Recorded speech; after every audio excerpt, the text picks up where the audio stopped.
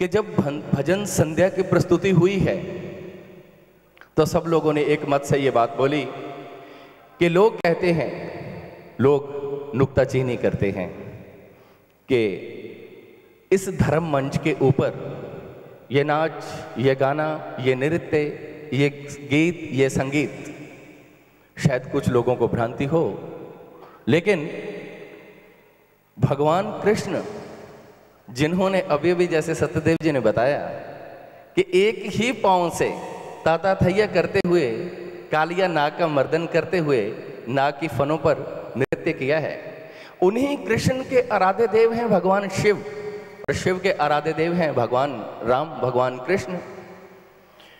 वही भगवान शिव जब अपना मधुर भगवान का कथा रस अमृत पान करते हैं तो वो भी तन्मय हो करके नटराज के रूप में नृत्य करते हैं। जैसे ही दसम स्कंद में भगवान कृष्ण इस धराधाम पर अवतरित होते हैं तो भोले बाबा की भी समाधि खुल जाती है कैलाश पर्वत पर बैठे हुए, और भोले बाबा भी आकर के यशोदा मैया को कहते हैं कि मेरे को भगवान कृष्ण के दर्शन करवा दो। योगी के रूप में, अतीत के रूप में जो बैठे हुए, निर्गुण ब्रह्म के रूप में जो उस परमेश्वर के बाल मुकंद भगवान कृष्ण के उस बाल्य अवस्था के मुखार बिंद को देखते हुए जो समाधिस्थ रहते हैं भगवान शिव, जब धराधाम पर आते हैं भगवान कृष्ण तो वो भी नटराज के रूप में आकर के गोकुल की गलियों में डमरू और सिंगी का निनाद करते हुए नटराज के रूप में नृत्य करते हैं। नृत्य और संगीत भगवान शंकर के डमरू के निनाद से 14 वर्ण संस्कृत के अक्षर जो निकले हैं, सब भाषाओं की जननी जो संस्कृत भाषा है उसके जो पहले 14 वर्ण हैं, जिससे पूरी संस्कृत और उससे पूरी भाषाएं जो इस धराधाम पर आई हैं, वो भगवान शंभू के डमरू के निनाद से वो 14 वर्ण निकले हैं।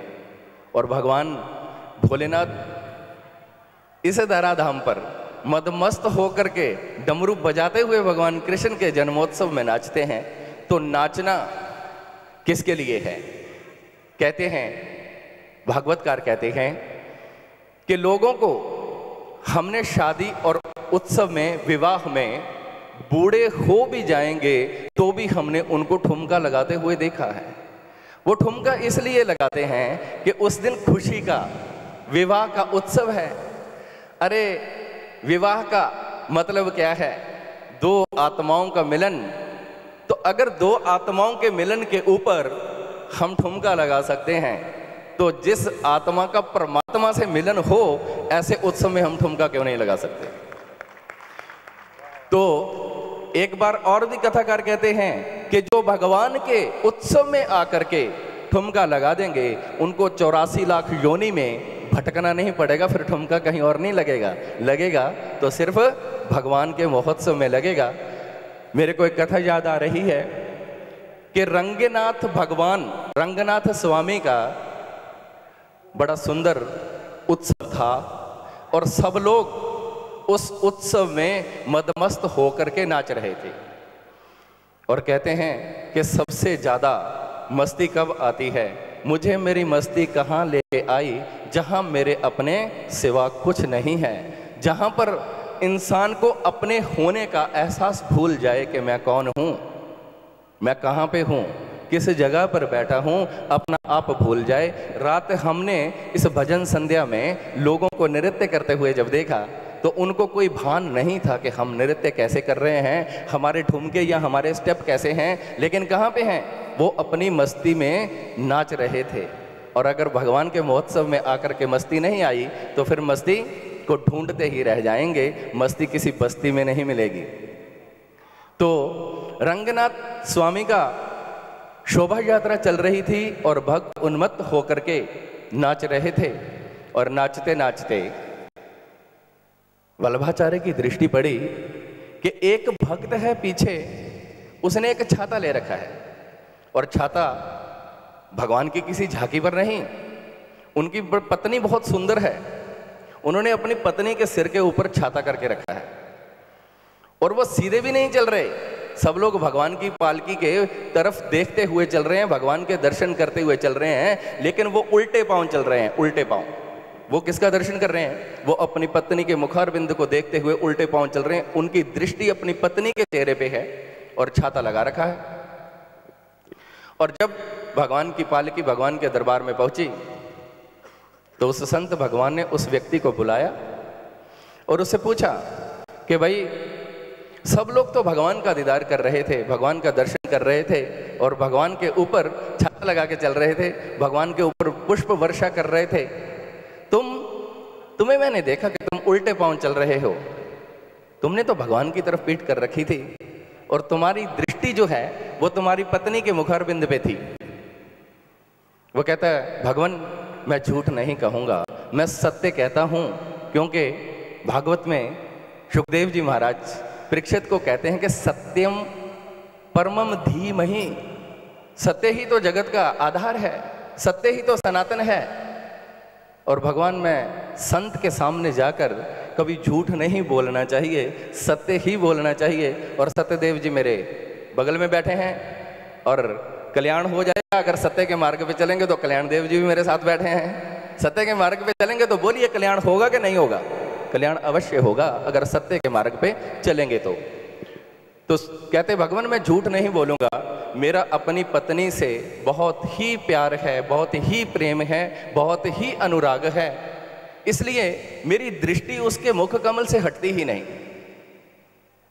तो आज वो संत भगवान ने उस जीव आत्मा का, उस व्यक्ति का हाथ पकड़ा और भगवान रंगनाथन के सामने ले गए और पर्दा लगा के भगवान को कहते हैं कि हे भगवान, अगर मैंने तुम्हारी भक्ति सच्चे भाव से की है तो इस जीव आत्मा को अपने मुखारबिंद के दर्शन करवाओ।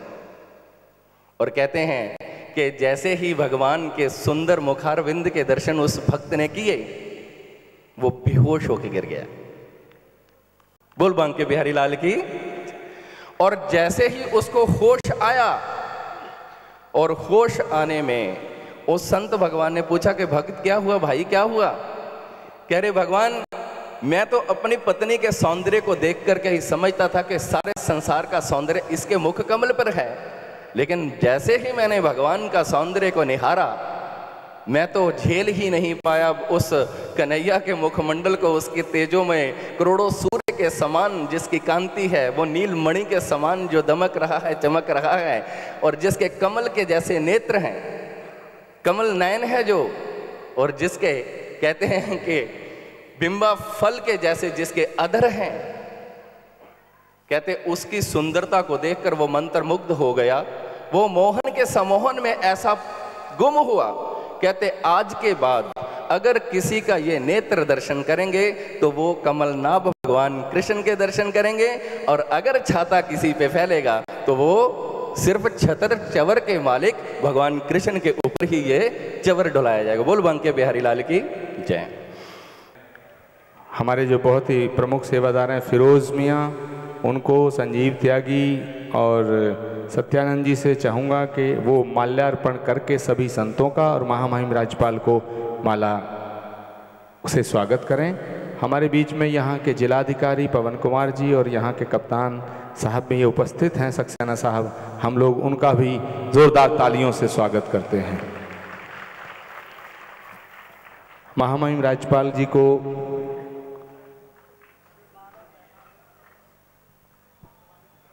हमने आमंत्रित किया, इनकी तबीयत ख़राब थी, मैं चाहूँगा जो गैलरी में लोग खड़े हैं ये सब पीछे हट जाएं, गैलरी खाली कर दें, इधर उधर जहाँ भी जगह मिले वहाँ बैठ जाएं।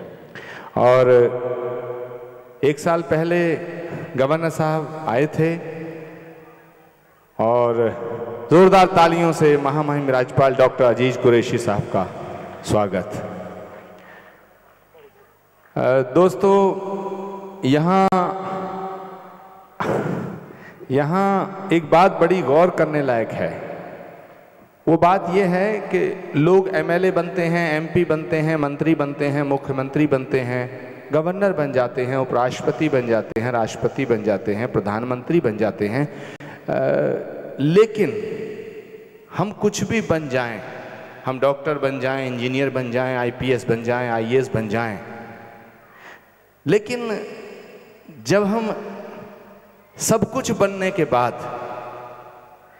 इंसानियत और इंसान बने रहते हैं, ये एक बड़ी बात है। डॉक्टर अजीज कुरैशी साहब में सबसे बड़ी खास बात यह है कि महामहिम राज्यपाल के पद पर आसीन होने के बाद भी इनके दिल में इंसानियत के लिए एक जज्बा है, एक ऐसा चिराग इनके दिल में जलता है जो मोहब्बत का चिराग है। मैं इनकी तारीफ इसलिए नहीं कर रहा हूं कि मेरा इनसे नज़दीक का रिश्ता है, ये काबिल तारीफ इसलिए हैं कि ये जहां भी रहते हैं, जिस पद पे रहते हैं, जिस घर में रहते हैं, उस घर के दरवाजे गरीबों के लिए खोल देते हैं, इसलिए ये तारीफ के काबिल है। महामहिम राज्यपाल जब उत्तराखंड के राज्यपाल बने तो उस समय केंद्र में कांग्रेस पार्टी की सरकार थी, और आप यकीन करिए मैंने कांग्रेस के बहुत बहुत बड़े नेताओं से आग्रह किया कि डॉक्टर अजीज कुरैशी साहब की ज़रूरत उत्तराखंड में तो है ही, लेकिन इन जैसे इंसान की ज़रूरत हमारे उत्तर प्रदेश में है, इन्हें उत्तर प्रदेश का राज्यपाल बना के भेजा जाए। और इस बात को मैंने इनसे शेयर भी किया, लेकिन उस वक्त वो हमारी बात मानी ना गई और इन्हें उत्तराखंड का राज्यपाल बना दिया गया। लेकिन देखिए, हमारे दुआओं में और हमारी मोहब्बत में इतनी कशिश थी कि चाहे एक महीने के लिए ही सही आप उत्तर प्रदेश के राज्यपाल बनकर भी एक महीना उत्तर प्रदेश लखनऊ में रहे। तो ऐसे हमारे हरदिल अजीज, और इनका नाम ही अजीज कुरैशी से, डॉक्टर अजीज कुरैशी, इनके बारे में अभी पत्रकार बंधुओं से मैं कह रहा था, इन्होंने डंके की चोट पे कहा कि गायों का वध नहीं होना चाहिए। जोरदार तालियां इनकी इस बात पर। मैं सभी संतों से चाहूंगा कि पूरा आशीर्वाद दें और प्रार्थना करें भगवान से कि ऐसी महान शख्सियत सेहतमंद रहे और लंबी उम्र भगवान इनको अता फरमाए, जिससे हिंदुस्तान की कौमी एकता और हिंदुस्तान की गंगा जमनी तहजीब को कायम रखने के लिए डॉक्टर अजीज कुरैशी जैसा एक असरदार और इतनी महत्वपूर्ण शख्सियत हमारे बीच में रहे। अभी स्वामी चिन्मयानंद जी पूछ रहे हैं कि कितनी अवस्था हो गई है। डॉक्टर अजीज कुरैशी साहब कह रहे हैं कि 75वां चल रहा है। मैं तो कह रहा हूं 175 साल आप जिए हैं और हर साल कल्कि महोत्सव में आते रहे। एक और बड़ी मजेदार बात है कि गवर्नर साहब का आना शाम की सभा में फिक्स हुआ था। मैंने इनसे कहा था कि महामहिम आप शाम की सभा में आइए, 1 लाख लोगों की जनसभा होती है, उसमें आप अपना उद्बोधन करिए, सबको ब्लेसिंग करिए। लेकिन थोड़ी तबीयत खराब होने की वजह से और नैनीताल में शाम को एक प्रोग्राम होने की वजह से दोपहर को आना हुआ।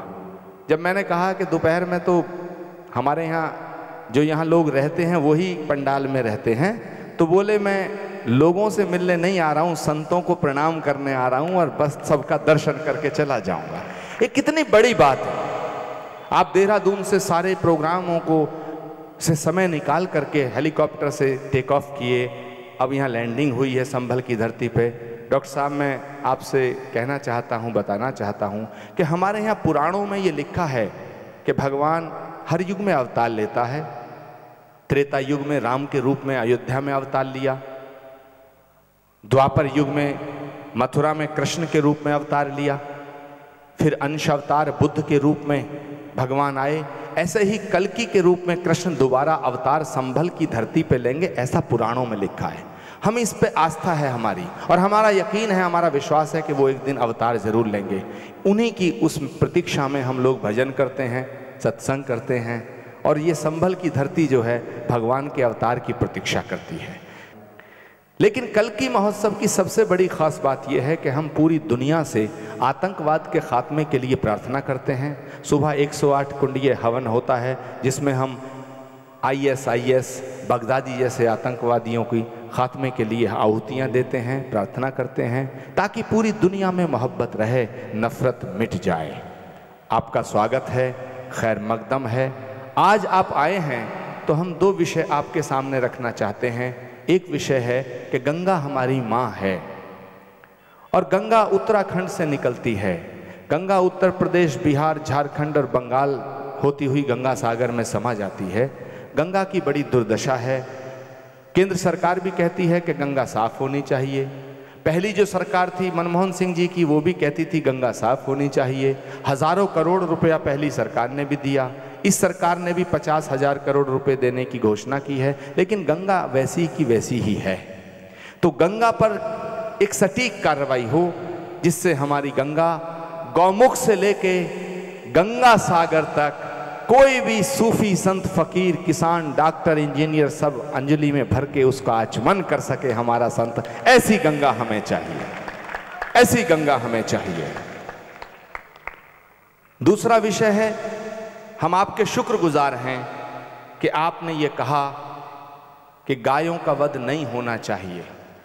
हम कितनी तारीफ करें। हमारी ज़बान, हमारे होंठ, हमारा दिमाग आपकी प्रशंसा नहीं करता है, हमारा दिल आपकी प्रशंसा ही नहीं करता है, हमारी रूह, हमारी आत्मा आपकी प्रशंसा करती है कि जिसे हम अपनी मां मानते हैं उसका वध नहीं होना चाहिए। कि इस सभा में स्वामी चिन्मयानंद जी महाराज हमारे बीच में हैं, वो 2 मिनट अपना उद्बोधन करें और महामहिम का स्वागत भाषण करें। समय का ध्यान रखते हुए, क्योंकि महामहिम को यहाँ से टेक ऑफ करना है। परम श्रद्धेय स्वामी चिन्मयानंद जी महाराज, जोरदार तालियों से इस सत्र की शुरुआत। गुरुर्ब्रह्मा गुरुर्विष्णु गुरुर्देवो महेश्वर, गुरुर् साक्षात् परम ब्रह्म तस्मै श्री गुरुवे नमः। परम पूज्य, वंदनीय, अर्चनीय, कल की पीठाधीश्वर प्रमोद कृष्णम जी महाराज,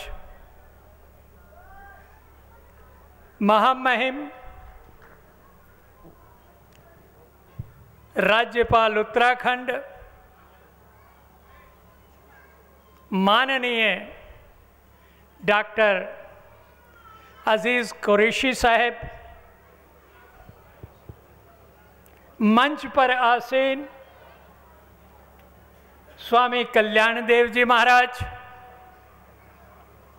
सत्यदेव जी महाराज, हमारे शिव रूप पंजाब से आए हुए स्वामी जी, मंच पर बैठे सभी संत, सभी अधिकारीगण और सभी ऋषिवर, माता और बहनों, मुझे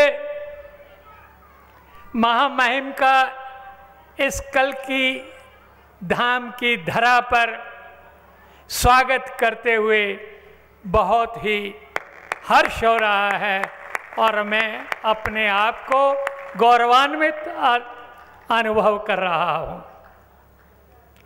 अभी आचार्य श्री ने महामहिम जी के बारे में बहुत कुछ कहा। मैं महामहिम जी का शुक्रगुजार होते हुए एक बात कहूँगा कि आपने हमारे आचार्य प्रमोद कृष्णम जी की जो उनके विचार हैं, जो उनका संकल्प है, उसके लिए आपने जो कार्य किया है, उसके लिए आपने जहाँ जहाँ भी इनका वो किया है, उसके लिए भी मैं आपका शुक्रिया अदा करता हूँ। महामहिम महोदय आचार्य प्रमोद कृष्णम जी महाराज गंगा की बात कर रहे थे। हम बहुत अरसे से ये लड़ाई लड़ते आ रहे हैं संत, निर्मल गंगा, अविरल गंगा, लेकिन गंगा वहीं की वहीं बिल्कुल ना अविरल है ना निर्मल है। भगवान ने आपको ऐसे प्रदेश का, ऐसी देवभूमि का महामहिम राज्यपाल नियुक्त किया है। मैं भगवान का नाम लेता हूं, उन्होंने किया है आपको। आपसे गुजारिश करता हूं, निवेदन करता हूं, क्योंकि गंगा का उद्भव उत्तराखंड से शुरू होता है और सबसे पहले आप अपने पद का, आप अपने वर्चस्व का इस्तेमाल करते हुए उत्तराखंड की सरकार के ऊपर जितना भी दबाव डाल करके उत्तराखंड से कम जो है गंगा को अविरल और निर्मल बनाएं, और उत्तराखंड के जितने गंगा के किनारे पर, चाहे वो आश्रम है, चाहे वो कुछ हैं, उनका जो सीवरेज है उसको रोका जाए। अगर हम सीवरेज को रोक देंगे, ऋषिकेश के जितने आश्रम हैं उससे ऊपर रुद्रप्रयाग से, जोशीमठ से और हरिद्वार से जितने आश्रम गंगा के किनारे हैं और जो सीवरेज गंगा में बह रहा है, सबसे पहले उनको रोकने की मैं आपसे दरख्वास्त करता हूं कि आप इसके ऊपर अपना पूरा ध्यान दे करके हमें और इस देश को अपना एक बहुत बड़ा आशीर्वाद दें, और हम आपकी उम्र की बहुत ज़्यादा आशा करते हैं कि आप 100 साल से शतम जीवी, और अभी तो आपकी उम्र ही कुछ नहीं है, 75 साल में तो लड़का घूमता है। मैं 80 साल का हो गया हूं। महाराज श्री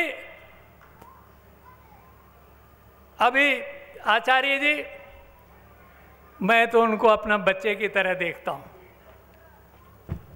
आपकी उम्र अभी कुछ नहीं है, इसीलिए मैंने पूछा था कि आपकी उम्र कितनी है। 75 साल कुछ नहीं, आप कम से कम 50 साल और अवश्य जिएंगे, ऐसा मेरा संकल्प है। और इन 50 वर्षों में आपने इस देश का, इस धरा का, इस धर्म का बहुत उद्धार करना है। आपने जो गंगा गाय के विषय में कहा, सच मानिए, मेरा हृदय, मेरा रोम रोम आपको साधुवाद और आशीर्वाद दे रहा है।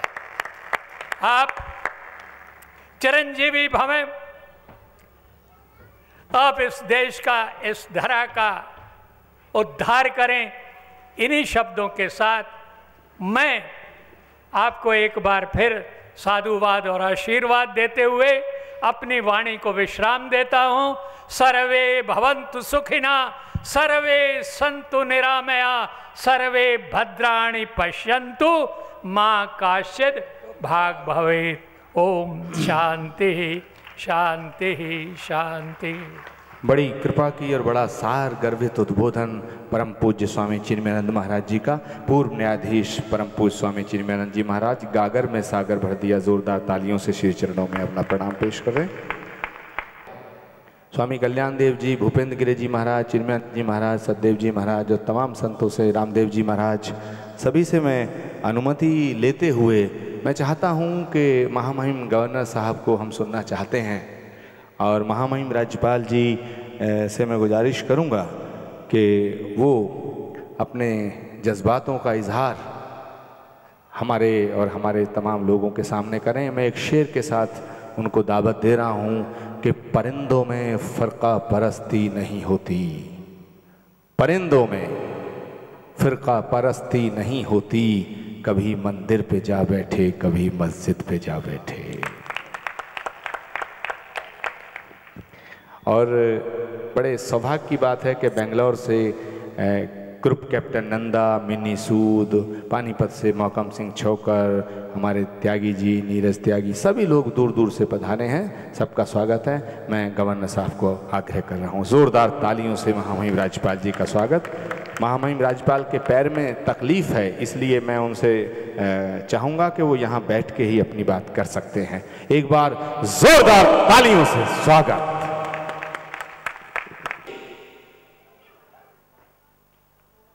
भगवान कृष्ण का तो आप बताया आपने, गीता में मौजूद है कि जहाँ जहाँ पाप होगा, अत्याचार होगा, अन्याय होगा, मैं जन्म लूंगा समाप्त करने के लिए उसको। क्या बात, सब जानते हैं आपको। लेकिन अगर आप ईसाइयों की बाइबल को देखें, क्रिश्चियंस धर्म को लोग जो मानते हैं, उनका भी विश्वास ये है कि दुनिया के जब अंत करीब होगा, जब पाप अपनी सीमाएं पार कर लेंगे, उस वक्त दोबारा क्राइस्ट हजरत ईसा का जन्म होगा।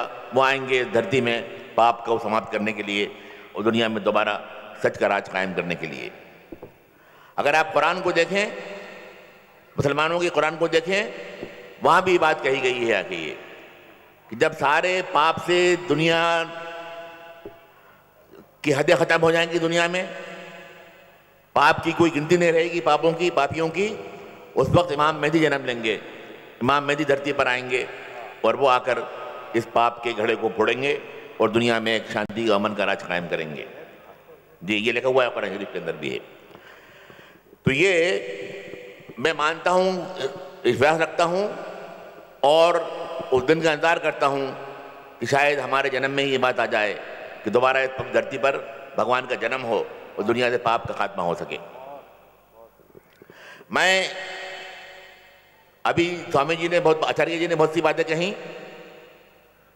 तो मैं अभी प्रेस के भाई मुझसे पूछ रहे थे गौवध के बारे में, तो मैं उन्हें बता रहा था कि बाबर ने जब भारत पर अपना शासन कायम किया, जब मुगल बाबर ने हराया इब्राहिम लोदी को, दिल्ली के सुल्तान को, इब्राहिम लोदी को पानीपत की लड़ाई में हराकर जब बाबर ने यहाँ कब्जा किया भारत की सरकार पर, तो बाबर ने अपने अकेले बेटे हुमायूं को जो चिट्ठी लिखी, पत्र लिखा, वो आज भी मौजूद है। बाबर ने हुमायूं को वसीयत भी की और नसीहत भी की, जिसमें उसने कहा कि अगर हिंदुस्तान में राज करना है तो सबसे पहले तुम्हें हमारे हिंदू भाइयों का विश्वास जीतना होगा। जब तक भारत के हिंदू भाइयों का विश्वास तुम नहीं जीतोगे, उस वक्त तक भारत पर राज नहीं कर सकते।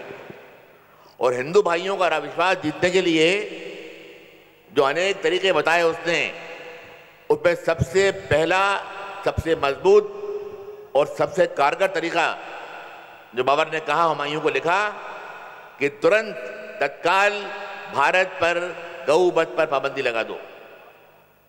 गौवध पूरी तरह भारत में बंद कर दो, क्योंकि भारत के करोड़ों लोगों की धार्मिक भावनाओं का, उनकी मान्यता का, उनके विचारों का प्रश्न है। अगर गौवध बंद कर दोगे तो लाखों करोड़ों लोग तुम्हारे इसका स्वागत करेंगे और साथ आएंगे। सुना, अगर आप इतिहास के पन्ने पलटें तो आपको मालूम होगा कि मुगल काल में गौवध पर पाबंदी थी देश के अंदर। मुगल काल में गौवध पर पाबंदी लगाई गई थी और मुगल काल में गौवध नहीं हुआ करता था। तो मैं भी बता रहा था उनको कि इस देश की सुरक्षा का, तरक्की का, प्रगति का, आगे बढ़ने का जहां प्रश्न है, ये सारे भारतीयों का हमारा राष्ट्रीय कर्तव्य है।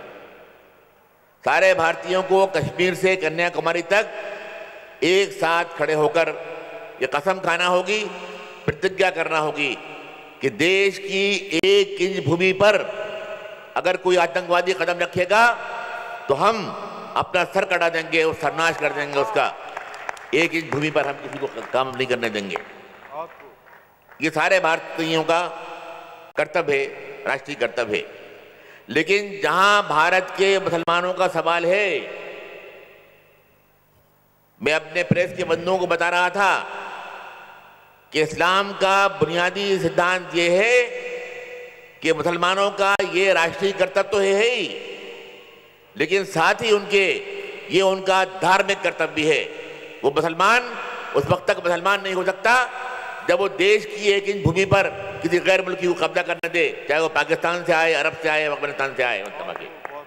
ये मुसलमान का कर्तव्य है कि कोई आतंकवाद के शेप रूप में आए या हमलावर बन के आए या और किसी तरीके से आए तो भारत की सारी मातृभूमि को कश्मीर से लेकर कन्याकुमारी तक अपने खून का आखिरी कतरा बहा दो, लेकिन तिरंगे की आन बान को ऊंचा रखो, तिरंगे झंडे को नीचा नहीं होने दो। हर एक आबादी अपना सर कटा दे, लेकिन 1 इंच धरती पर किसी गैर मुल्की को कदम नहीं रख दे, चाहे वो पाकिस्तानी हो, ईरानी हो, अफगानिस्तानी हो या सऊदी अरब से आया हो। और जब तक मुसलमान ये नहीं करेगा उस वक्त तक वो मुसलमान इस्लाम के मानने वाला नहीं कहा जा सकता, उस वक्त तक सच्चा मुसलमान नहीं हो सकता। और ये मैं आपसे कह रहा हूं, मैं नहीं करा। स्वतंत्रता संग्राम में देश के महान नेता मौलाना आज़ाद ने लिखा था, ये उनका अखबार था अल हिलाल, पुराने लोग जानते होंगे उसको। अल हिलाल ने सारे देश में आज़ादी के शोले भड़का दिए थे, आग लगा दी थी इनकलाब की। अल हिलाल में लिखा है मौलाना ने कि अंग्रेज़ों की गुलामी की जंजीरें काटना और अंग्रेज़ों को देश से बाहर निकालना ये सारे भारतीयों का हमारा राष्ट्रीय कर्तव्य है। मगर जहां मुसलमानों का सवाल है तो उनका राष्ट्रीय कर्तव्य तो है ही, लेकिन धार्मिक कर्तव्य भी है। ये जिहाद फी सबिलिल्लाह है, अल्लाह की राह में जिहाद करना है, तलवार उठाना है और अंग्रेज साम्राज्य की जंजीरें काट के फेंक देना है, उनको इस मुल्क से बाहर निकाल देना है। जब तक मुसलमान इस रास्ते पर आकर अपना सर्वस्व कुर्बान नहीं कर देंगे, बलिदान नहीं कर देंगे, उस वक्त तक वो मुसलमान नहीं कहला जा सकते, इस्लाम के फॉलोअर नहीं कहे जा सकते। ये इस्लाम है ये। और इस्लाम के नाम पर अगर लोग कुछ गुमराह करें, इस्लाम के नाम पर अगर आतंकवादियों को ना मासूम लोगों को बहकाकर, लड़ाई देकर, दौलत देकर, मजहबी भावनाओं को भड़काकर जो लोग यहाँ भेजते हैं हमारी भारत की सीमाओं में, हमारे पास पड़ोसी, तो इस्लाम के सबसे बड़े दुश्मन है वो, इस्लाम विरोधी हैं वो, मुसलमान नहीं है वो, इस्लाम नहीं है उनका, कुरान के मानने वाले नहीं है वो। ये बात को सब समझ लेना चाहिए सबको आगे, और ख़ास तौर से इस देश के मुसलमानों को समझना चाहिए इस बात को आगे। मासूम लड़कों को, 15-17 साल के बच्चों को रुपये देकर, लड़ाई देकर, दौलत देकर, धार्मिक भावनाओं को भड़काकर भेज दिया कि जाओ, तो मर गए तो शहीद हो गए, जन्नत में जाओगे, जीत गए तो काजी कहलाओगे। इससे बड़ा बहकाने वाला, गुमराह करने वाला कोई रास्ता नहीं है। और ये लोग मुसलमान नहीं है, दरिंदे हैं, दुश्मन इंसानियत के, इनका सर्वनाश करना चाहिए सबको मिलकर। और भारत में आतंकवाद की जो बात है, भारत में चाहे हमारे वो गाजी नाम है, वो गाजी हो या ISI हो या पाकिस्तान के लोग हों या और किसी देश के लोग हों, अगर वो समझते हैं कि चंद किराए को, टट्टुओं को भेजकर वे भारत की सार्वभौमिकता और अखंडता को नुकसान पहुंचाएंगे, तो वो मूर्खों की जन्नत में रह रहे हैं। वो हम सर्वनाश कर देंगे उनका, उनके कदमों को काट के फेंक देंगे हम, उन आंखों को फोड़ देंगे हम, उन हाथों को काट देंगे हम, जो भारत माता की तरफ उड़े। भारत माता की तरफ देखने वाली हर आंख को हम निकाल के फेंक देंगे। और इसके लिए भारत का मुसलमान सबसे आगे आएगा और अपनी जान को कुर्बान कर देगा, पीछे नहीं हटेगा इसमें वो। मुझे बड़ी खुशी हुई अभी जबकि हमारे विदेश में पूछा गया आदरणीय प्रधानमंत्री मोदी जी से कि ISI और लोग आतंकवादी हैं, ये भारत के मुसलमानों को उकसाने की बात कर रहे हैं, बहकाने की बात कर रहे हैं। तो उन्होंने कहा कि भारत के मुसलमान उनको नाकाम कर देंगे, उनका मुकाबला करेंगे और उनको कभी उनके मंसूबों को पूरा नहीं होने देंगे। भारत माता की जय, भारत माता की जय। मैं आभारी हूं प्रधानमंत्री जी का, मैं उनका शुक्रगुजार हूं कि उन्होंने भारत के मुसलमानों पर एतमाद किया और उनके लिए ये शब्द कहे। और हमें यकीन है कि मुसलमान इस यकीन को पूरा करेंगे और वक्त आने पर दिखा देंगे कि भारत की सुरक्षा की, भारत की अखंडता की, भारत की प्रबलता की तारीख इतिहास को लिखने के लिए वो किसी और से नहीं, अपने खून से तारीख के पन्नों पर लिख देंगे एक ऐसी कहानी को, एक इतिहास को जो सदियों तक याद रखा जाएगा। और ये हमारी नई बात नहीं है कोई, हिंदू मुस्लिम एकता हमारे लिए नई बात नहीं है कोई। शायद मैंने पहले भी कहा था, याद दिलाऊं आपको कि हल्दी घाट की लड़ाई में अकबर की फौजों के सेनापति कौन थे?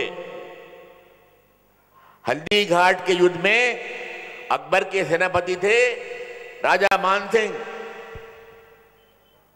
और उनका मुकाबला जो कर रहे थे भारत के सबसे बड़े वीर और सेनानी महाराणा प्रताप। आपको मालूम है उनका सेनापति कौन था? महाराणा प्रताप के सेनापति थे हकीम खां सूर, एक मुसलमान पठान। और हल्दी, आज पता नहीं है लोगों को, इतिहास के पन्नों को आप उल्टें और हल्दी घाट की मिट्टी को आज जाके आप जरा टटोलिए, खगालिए उसको, तो आप देखेंगे कि जहां हिंदुस्तान के वीर राजपूत वहां शहीद हुए, वहां हजारों पठानों ने भी जान दी अपनी महाराणा प्रताप के लिए, अकबर के खिलाफ लड़ते हुए शहीद हो गए वो लोग वहां पे आके। हमारे जो बहुगुणा जी हैं मुख्यमंत्री, इनके नाना हैं त्रिपाठी जी, वो सबसे बड़े हिस्टोरियन माने जाते हैं मेडिवल पीरियड के ऊपर, वाइस चांसलर रहे, प्रोफेसर रहे। उनकी तारीख पढ़िए उठा के आप मेडिवल पीरियड की।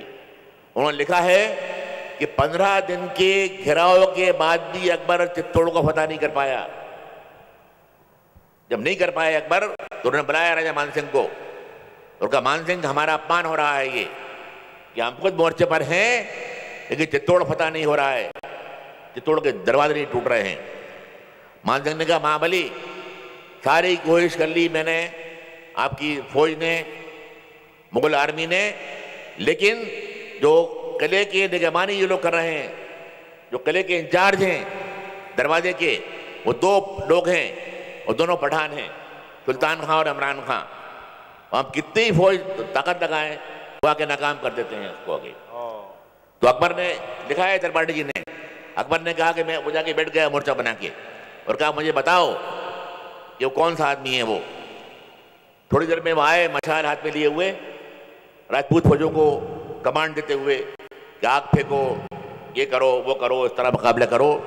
अकबर ने देख लिया उनको, तो अकबर ने कहा कि मेरी, अकबर के पास एक राइफल थी, एक लॉन्ग रेंज राइफल थी एक। त्रिपाठी जी ने लिखा है कि अकबर वो राइफल का निशाना बना के बैठ गया और देखता रहा कि किस तरह आते हैं जाते हैं। आधा घंटा उसने उनका पूरा अध्ययन किया। उसके बाद एक बार जब वो आए मशाल लेके कमांड देते हुए कि आग फेंको मुगलों की फौज पे, अंगारे फेंको, इस तरह पीछे हटाओ उनको, अकबर ने निशाना ले लिया उनका, गोली जाके पिशानी पे लगी उनकी, गिर पड़े वो सुल्तान खां। लेकिन जब गिर पड़े तो मरते वक्त वो मशाल अपने भाई के हाथ में दे गए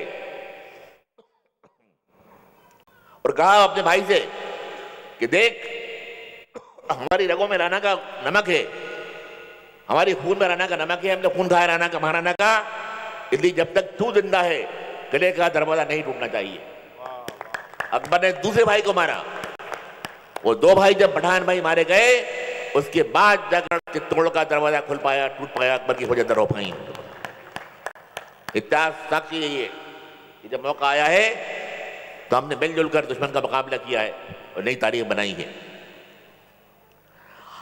अहमद शाह अब्दाली ने हमला जब किया भारत पर तो मरेठा फौज का जो इंचार्ज था तोपखाने का वो था इब्राहिम गार्दी।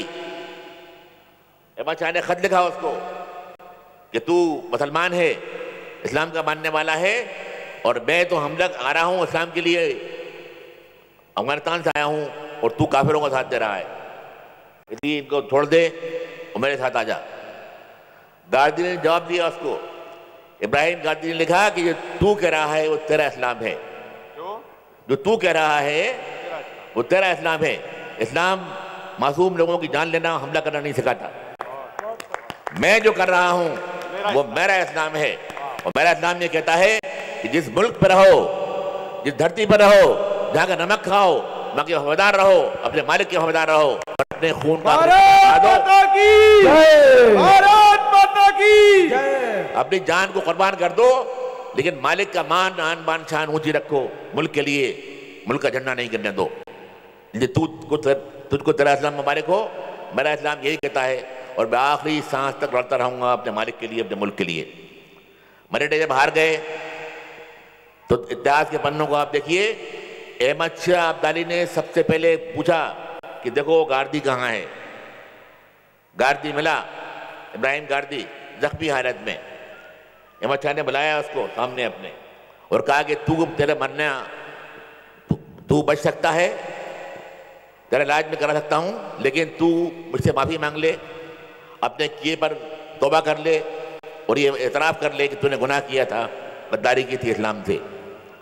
गार्दी ने मुंह पे थूक दिया उसके और कहा कि अगर 100 बार मर के पैदा होऊंगा तो वही करूंगा जो मैंने किया है। और यही शान है इस्लाम की और यही शान है मुसलमान की। अहमद शाह ने हाथी को बुलाया और फौरन हाथी के पैर से कटवा दबा दिया उसको आगे। तो ये मैं इसलिए कह रहा हूं कि देश के दुश्मनों को, हमारे पड़ोसियों को, उन लोगों को जो भारत में धर्म के नाम पर आतंकवाद फैलाना चाहते हैं, ये जान लेना चाहिए। उनके कानों का मेल दूर होना चाहिए और उन्हें मालूम होना चाहिए कि हिंदुस्तान के 18-20 करोड़ मुसलमान सबसे पहले होंगे जो अपने खून का आखिरी कतरा बहा देंगे, लेकिन देश की एक भूमि पर कब्जा नहीं होने देंगे। तुम्हारे सारे नापाक मंसूबे नाकाम कर देंगे हम। तुम्हारे सारे खोखले दावे इस्लाम के हम ख़त्म कर देंगे उनको और बता देंगे कि सही मुसलमान हम हैं, सही इस्लाम हमारा है और हमारी रगों में इस्लाम का खून बाकी है, बता देंगे हम उनको आगे। तो दोस्तों, यह आतंकवाद किसी व्यक्ति के विरोध नहीं होता, यह आतंकवाद किसी देश के विरोध नहीं होता, यह आतंकवाद किसी धर्म के विरोध नहीं होता। यह आतंकवाद का मतलब है सारी मानवता, इंसानियत की जड़ें खोखली कर देना। सारी मानवता का विरोध करने के लिए होता है आतंकवाद। सारी मानवता की मान्यताएं, हमारे यकीन, हमारा विश्वास, हमारे अकीदे, सबको तबाह करने के लिए आतंकवाद की कार्रवाई लोग करते हैं। इसलिए हमको हर एक को इसका मुकाबला करना है और जड़ बुनियाद से इसको उखाड़ के फेंक देना है, जड़ बुनियाद से इसका सर्वनाश कर देना है। अभी स्वामी जी ने बात की गंगा माता की, तो मैं भी यही कह रहा था प्रेस के बंधुओं से कि गंगा माता भी किसी एक वर्ग, एक धर्म, एक फिरके, एक प्रांत, ये किसी एक सूबे की लिए उनका इंपॉर्टेंस नहीं है। गंगा हम सबकी मिलीजुली मुश्तरका विरासत है। गंगा हम सबके लिए वरदान है। गंगा हम सबके लिए भगवान का दिया हुआ एक तोहफा है। गंगा इस देश के करोड़ों लोगों के लिए रोजी रोटी हासिल करने का जरिया है और गंगा इस देश के किसी भी इंसान के लिए इतनी अहम है, इतनी जरूरी है जितना कि किसी दूसरे हमारे धर्म के मानने वालों के लिए। स्वामी जी, मैं आपसे अर्ज करूं कि गंगा माता की सफाई के लिए, निर्मलता के लिए, पवित्रता के लिए, उज्ज्वलता के लिए मैं पहले दिन से लगा हुआ हूँ। पहले दिन से पहुंचा हूँ मैं कोशिश कर रहा हूँ। और उससे पहले भी जब मैं मेंबर पार्लियामेंट रहा, लोकसभा में रहा, वहाँ बोलता रहा हूँ इस बात के लिए। और शायद आपको पता नहीं है ये, लेकिन जाके आप मालूम कीजिए इतिहासकारों से, आप मालूम कीजिए जाके चित्रकूट में और मैहर में। जब मैं सतना से मेंबर पार्लियामेंट था लोकसभा का, तो सैकड़ों बार मैंने चित्रकूट के विकास के लिए सवाल उठाई है। सैकड़ों बार पार्लियामेंट में गवाह है इस रिकॉर्ड को इस बात का के। और वहां के जो मांझा के मेंबर पार्लियामेंट थे दुबे जी, एक मीटिंग में उन्होंने कहा कि मैं ब्राह्मण हूं, हिंदू हूं, मेंबर पार्लियामेंट हूं, उत्तर प्रदेश का हूं, लेकिन मैं अपना मस्तक कुरैशी के आगे झुकाता हूं, क्योंकि उन्होंने चित्रकूट की, मैहर की जो बात की है, आज तक के हिंदू ने इतनी बात भी नहीं की उसकी आगे। तो ये गंगा के लिए मैं पहले दिन से कोशिश करता आ रहा हूं और आप यकीन मानिए कि मेरी कोशिश जारी रहेगी। वो गंगा माता की को अपने उस ओरिजिनल हालत में वापस लाने के लिए कोई भी अगर काम करना होगा, मैं पीछे नहीं हटूंगा। और जो बात कहना होगी मुझे केंद्र सरकार से, राज्य सरकार से, उत्तर प्रदेश सरकार से, मेरी अपनी सरकार से, तो मैं पूरी ताकत से, जोर से कहूंगा। मुझे कोई डर नहीं है इस बात के लिए आगे। गंगा से मेरा जो लगाव हुआ वो पंडित नेहरू की, जवाहरलाल नेहरू जी की जो विल है, वसीयत है, उसको पढ़ के हुआ। जवाहरलाल नेहरू जी के ध्यान के बाद उनकी वसीयत खोली गई। उसमें